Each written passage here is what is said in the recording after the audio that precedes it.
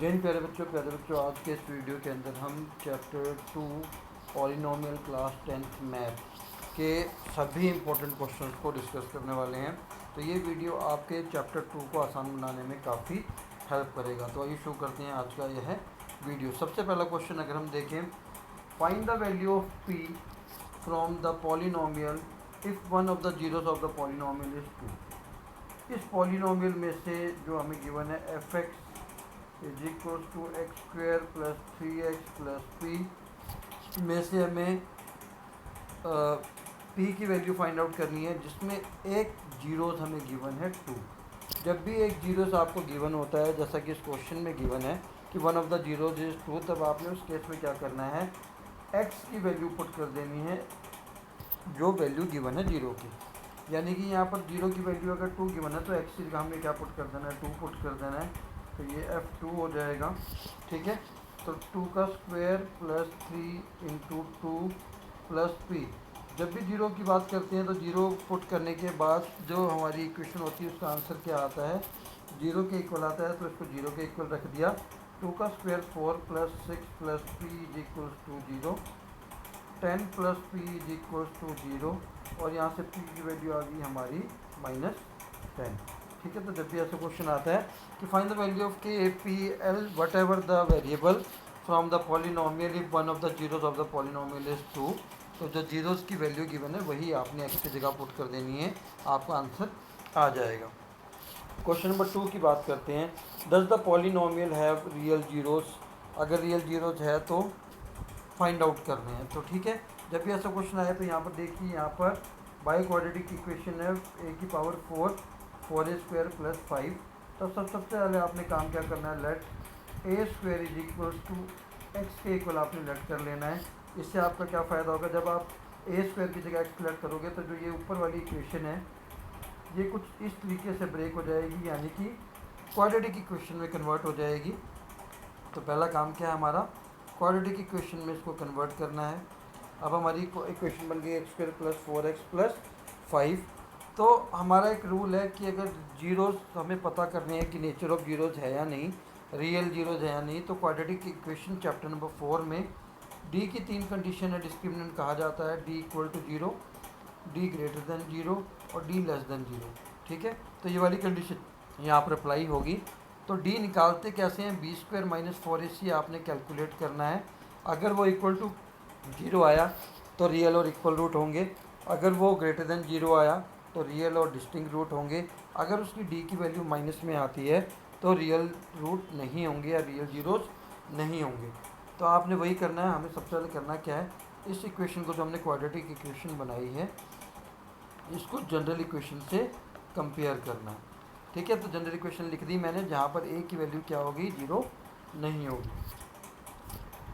ए की वैल्यू 1 है, बी की वैल्यू 4 है और सी की वैल्यू 5 है। जब हमने कंपेयर किया, अब हम क्या निकालेंगे, डी की वैल्यू निकालेंगे, b square minus 4ac, b की वैल्यू 4 का स्क्वायर, ए की वैल्यू 1 और सी की वैल्यू 5। तो 16 माइनस 20 यानी कि -4 आ गया, ठीक है।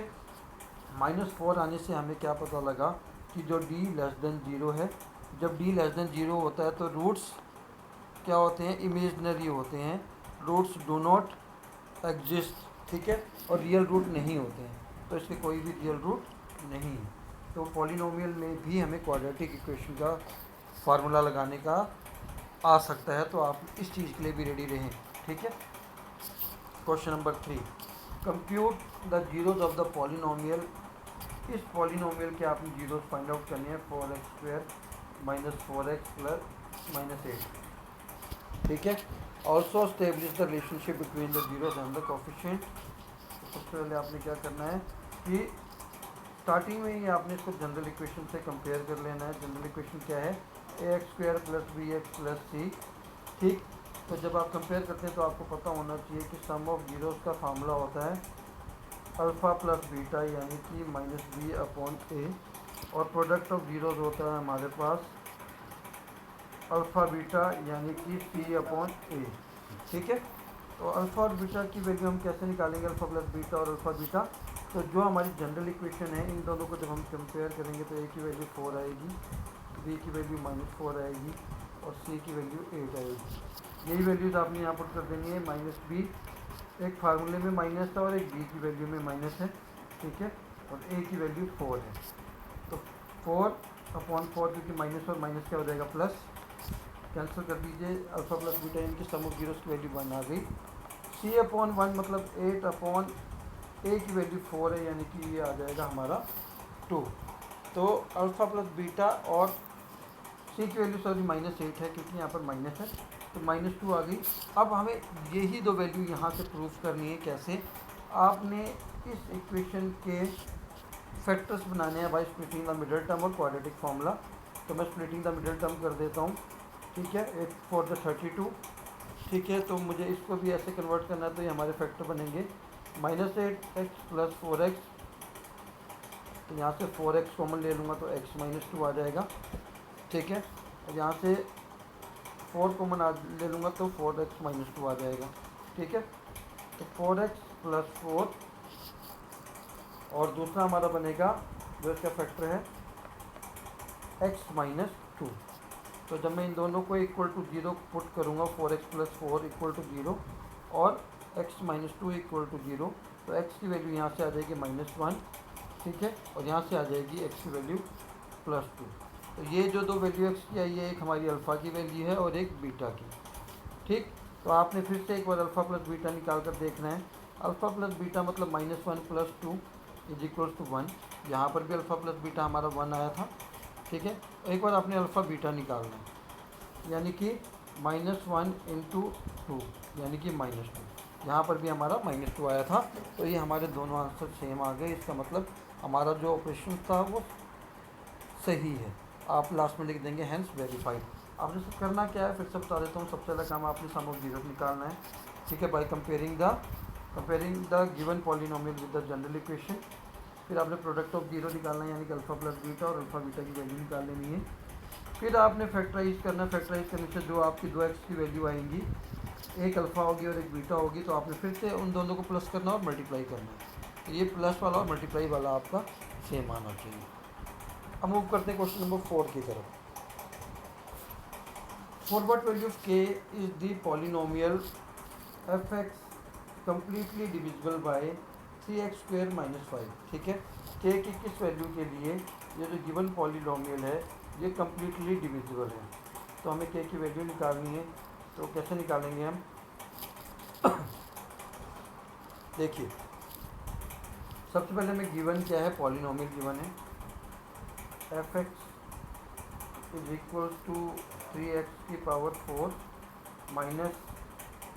9x³ + x² + 15x + k, ठीक है।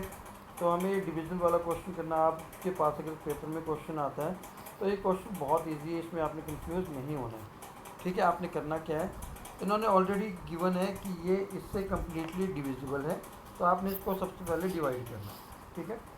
3x⁴ - 9x³ + x² + 15x + k, इसको डिवाइड करना है आपने 3x² - 5 से, ठीक। अब सबसे पहले आप देखेंगे कि यहाँ पर x⁴ है, यहाँ पर 2 है, पर कोफिशिएंट दोनों का सेम है। तो x⁴ को 4 बनाने के लिए मुझे x⁴ से मल्टीप्लाई करना पड़ेगा, तभी 4 होगा। तो यहाँ पर मैं क्या कर देता हूँ, x⁴ कर दिए, ये आ जाएगा 3x⁴, ठीक है, और -5x²। x² के नीचे लिखा क्योंकि x³ वाला नंबर नहीं आया है। अब मैं क्या करूँगा, साइन चेंज कर दूँगा, ठीक है। साइन चेंज करते हुए ये वाली टर्म कैंसिल हो गई, -9x³ + 6x² + 15x। अब यहाँ पर x³ है और कोफिशिएंट 9 है, और वहाँ पर हमारा क्या था 3।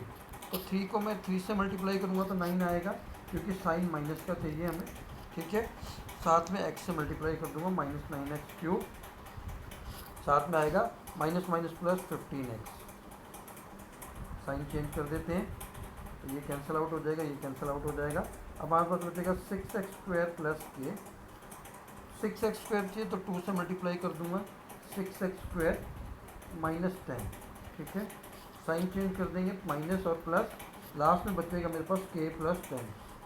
अब इन्होंने क्या कहा था हमें कि what value of k the polynomial is completely divisible. Completely divisible का मतलब क्या होता है कि जब हमारा रिमाइंडर क्या आ जाए, जीरो आ जाए।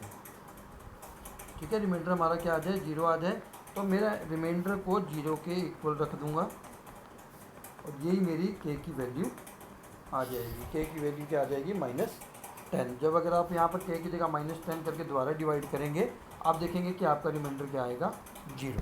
तो ये आसान क्वेश्चन था, बट मेन चीज़ क्या है, इसके अंदर आपको डिवीज़न आनी चाहिए। How many zeros does the polynomial है, ये जो आपके पास पॉलिनोमियल गिवन है, इसकी कितनी जीरोस हैं। तो आपको सबसे पहली चीज़ तो ये ध्यान रखनी है कि इसकी डिग्री कितनी है। जब भी ऐसा क्वेश्चन आए तो डिग्री से आपको पता लग जाता है कि कितनी जीरोस होंगी। इसकी डिग्री 2 है, यानी कि एक क्वाड्रेटिक पॉलिनोमियल है। जब भी क्वाड्रेटिक पॉलिनोमियल होगा, उसके जितनी डिग्री होगी, यानी कि डिग्री 2 है, उतने ही जीरोस हो सकते हैं, मैक्सिमम 2 जीरोस, यानी कि 2 जीरोस इसके हो सकते हैं। ठीक है, आइए सॉल्व करते हैं। इन्होंने बोला कि फाइंड भी करना है। ठीक, तो आप क्या करेंगे, पहले यहाँ पर x - 3 का स्क्वायर -4 है, यहाँ पर a - b का होल स्क्वायर का फार्मूला लगाएंगे, जो होता है a² + b² - 2ab। a की वैल्यू x है, b की 3, a का स्क्वायर b का square -2ab, 2 3 10 6 -6x -4, x² - 6x + 5। Solve करने के बाद हमारा ये पॉलिनोमियल आ गया, इक्वेशन आ गई।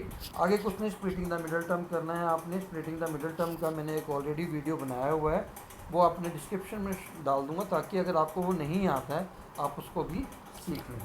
ठीक है, तो जब मैं स्प्लिट कर रहा हूँ तो मैं इसको ऐसे कैसे स्प्लिट कर सकता हूँ, x² - 5x - x + 5। ठीक है, पेयरिंग कर लेते हैं। पहले वाले में से x कॉमन आ जाएगा, x - 5 बचेगा। यहाँ पर ऑलरेडी x - 5 है तो 1 लिख देते हैं।